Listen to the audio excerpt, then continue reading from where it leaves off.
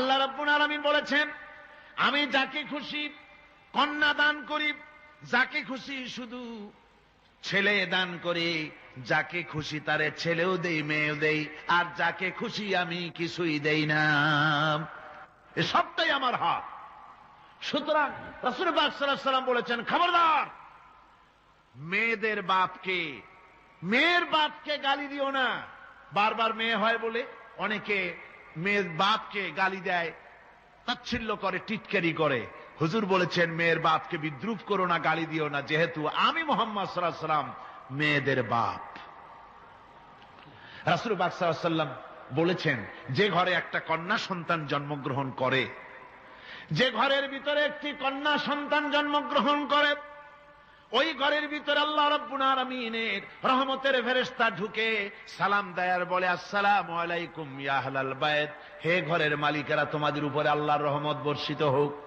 রহমতের ফেরেশতারা ঘরের ভিতরে প্রবেশ করে কন্যা সন্তানটির মাথার উপরে হাত বুলায় আর বলতে থাকে, এই দুর্বল দেহ একটি দুর্বল দেহের ভেতর থেকে বেরিয়ে এসেছে, এই কন্যা সন্তানটিকে যে লালন পালন করবে আল্লাহ রাব্বুল আলামিন তাকে শান্তিতে রাখবেন। রাসূল পাক সাল্লাল্লাহু আলাইহি ওয়াসাল্লামের কাছে একজন এসে বলছে, ইয়া রাসূলুল্লাহ, আমার এক মেয়ে। হুজুর কয়, তোমার এক বেহেশত। আর একজন কয়, হুজুর আমার দুই মেয়ে। কয়, তোমার দুই বেহেশত। এরকম হাদিস আছে নাকি যে একজনে বললো আমার এক ছেলে আর হুজুর বলছেন তোমার এক বেহেশত? আছে এমন? সুতরাং মেয়েকে কি মর্যাদা দিয়েছে ইসলাম। রাসূলুল্লাহ বললেন, যার তিনটি মেয়ে আছে আর ওই তিনটি মেয়েকে আদব শিক্ষা দিয়েছে, তারবিয়াত শিক্ষা দিয়েছে, দ্বীন শিক্ষা দিয়েছে, স্নেহ দিয়ে লালন পালন করেছে, তারপরে সৎ পাত্রস্থ করেছে, ওই মেয়ের লালন পালনকারী মাতা পিতা আর আমি মুহাম্মদ সাল্লাল্লাহু আলাইহি ওয়াসাল্লাম কিয়ামতের দিন একই জান্নাতে পাশাপাশি অবস্থান করব। সুবহানাল্লাহ ওয়া বিহামদিহি। মেয়ের ব্যাপারে রাসূলুল্লাহ এত কথা বলেছেন, নারীদের ব্যাপারে এত কথা বলেছেন। হুজুর বলেছেন, তোমরা যখন সফরে যাবে, সফর থেকে আসার সময় আমরা অনেকে হাদিয়া তোহফা নিয়ে আসি, জামা কাপড় মিষ্টি চকলেট ইত্যাদি আমরা নিয়ে আসি, আনি না? কি বলেন, আনি না? আল্লাহর নবী বলেছেন, বাইরের থেকে সফর থেকে বাজার থেকে হাদিয়া তোহফা ঘরের জন্য জানবে, এনে যখন তোমরা তা দেওয়া শুরু করবে সর্বপ্রথম মেয়ে থেকে দেওয়া শুরু করবে। মেয়েকে আগে দাও। নারী আজ অধঃপাতিতা, নির্যাতিতা।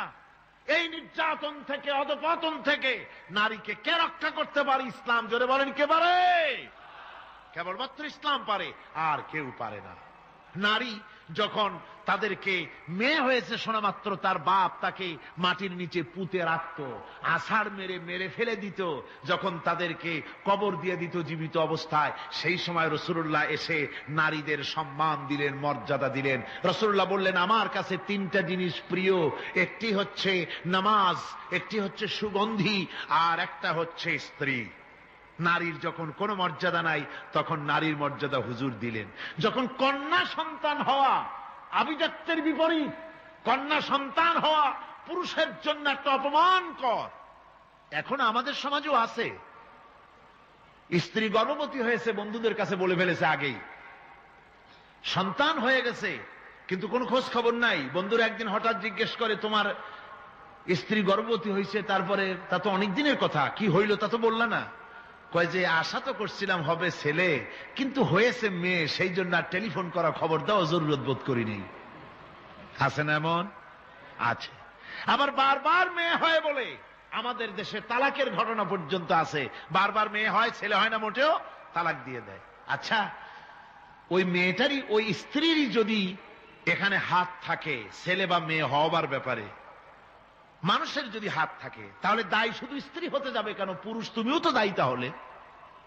আসলে ছেলে এবং মেয়ে হওয়ার জন্য স্বামী এবং স্ত্রী কেউ দায়ী নয়, ব্যাপারটি আল্লাহ। ব্যাপারটি কার? আল্লাহ রাব্বুল আলামিন বলেছেন, আমি যাকে খুশি কন্যা দান করি, যাকে খুশি শুধু ছেলে দান করি, যাকে খুশি তারে ছেলেও দেই মেয়েও দেই, আর যাকে খুশি আমি কিছুই দেই না।